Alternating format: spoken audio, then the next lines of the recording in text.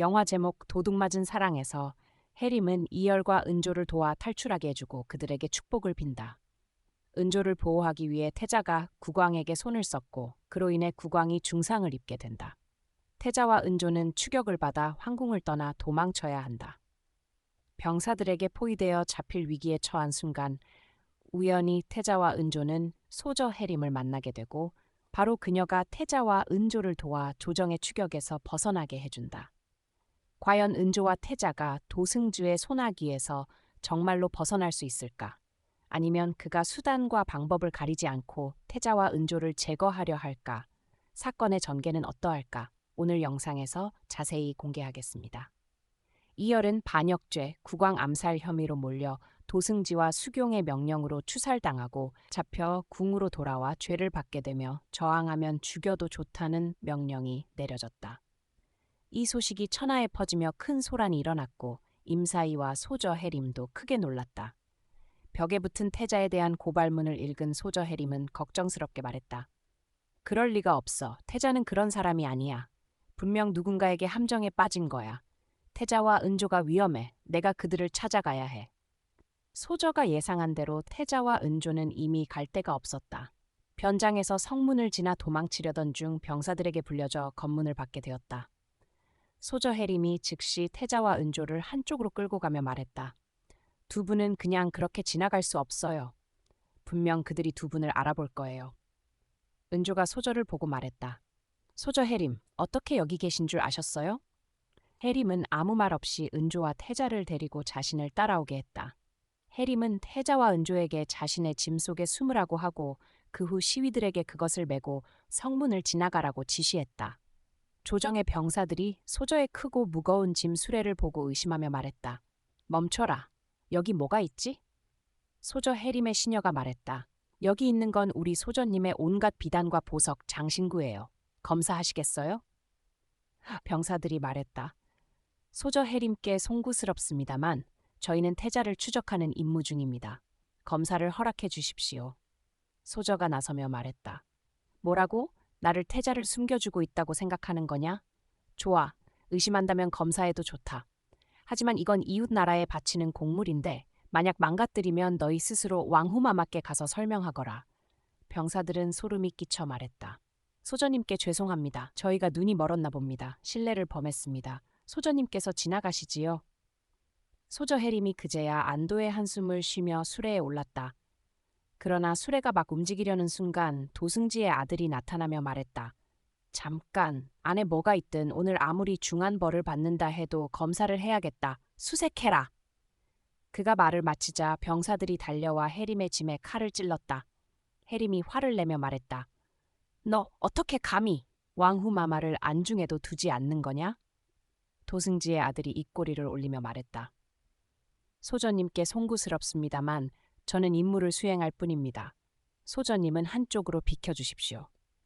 그는 계속해서 부하들에게 수색하라고 명령했다. 모든 것이 곧 드러날 뻔한 순간 임사이가 나타나 말했다. 형님, 그만하세요. 소저 해림은 제 혼약자입니다. 그녀를 곤란하게 하지 마세요. 무슨 일이 있으면 제가 책임지겠습니다. 임사이의 형이 비웃으며 말했다. 임사이, 너 정말 사랑의 귀신에 홀렸구나.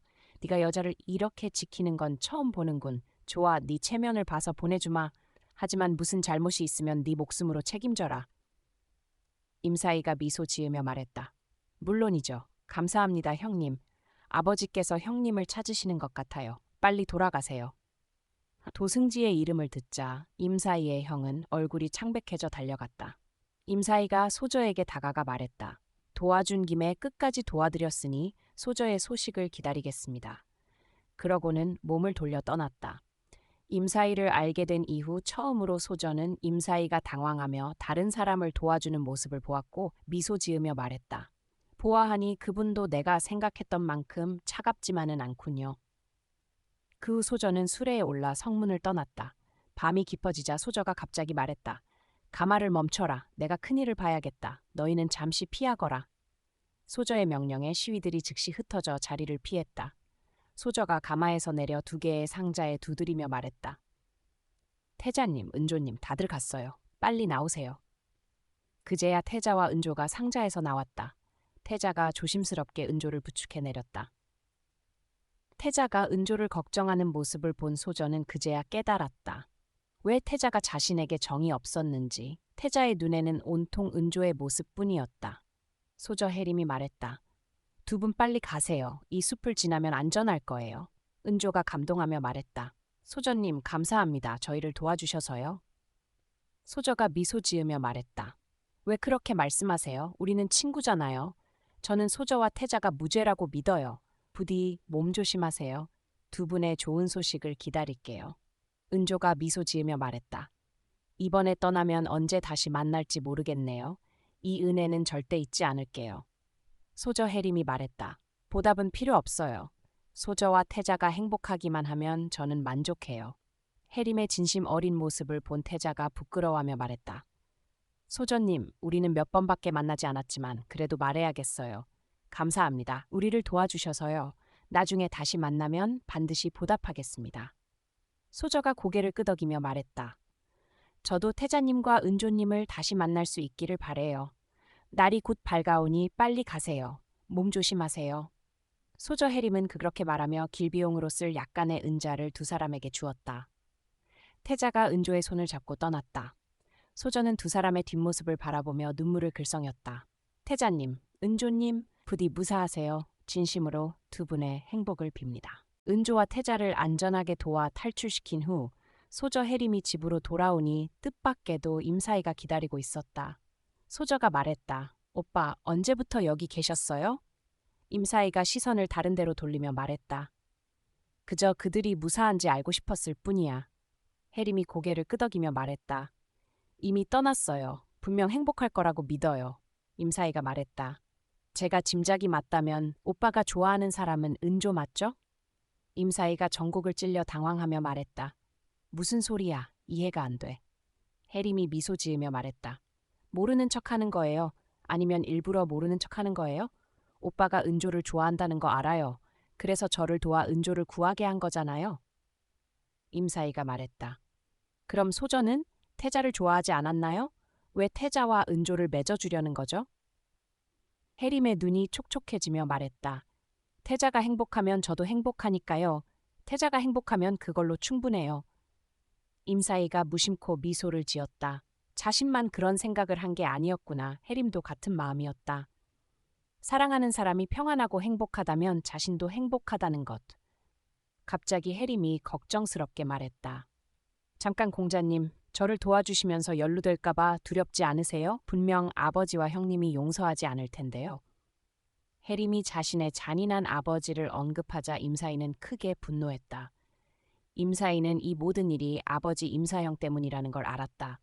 그가 이 연극을 꾸몄고 국왕을 독살해 홍민직을 죽이게 했으며 이제는 반역을 빌미로 이열을 죽이려 한다. 이 사실을 알게 된 임사이는 극도로 부끄러워 은조 앞에 설 수 없었다. 그는 은조를 사랑하지만 아버지가 은조의 아버지를 죽였는데 어떻게 그녀 앞에 설 수 있단 말인가. 정말 치욕스럽다. 이제 아버지는 은조를 궁지로 몰아넣고 있다. 임사이는 아버지의 행위를 떠올릴 때마다 치욕과 수치심을 느꼈다. 다른 한편 태자와 은조를 놓친 도승지는 크게 분노했다. 국왕을 제거했음에도 태자를 잡지 못한 한마음은 불안하기만 하다.